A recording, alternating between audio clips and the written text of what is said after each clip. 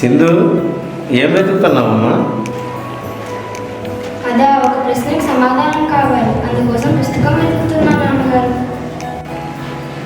మొబైల్లో ఎతకొచ్చు కదా, నీ ప్రశ్నకి సమాధానం దొరుకుతుంది, నీ పని సులువు అవుతుంది.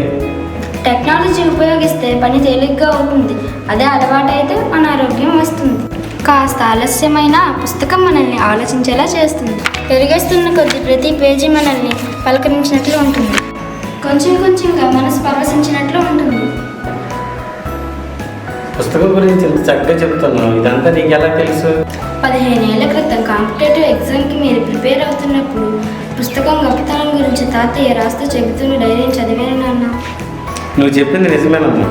మొబైల్ వచ్చాక పుస్తకం గొప్పతనం మర్చిపోయాను, కానీ ప్రతి విద్యార్థి జీవితానికి పునాది వేసేది పుస్తకమే. అవును నాన్న, నాకు కావాల్సిన పుస్తకం దొరికింది.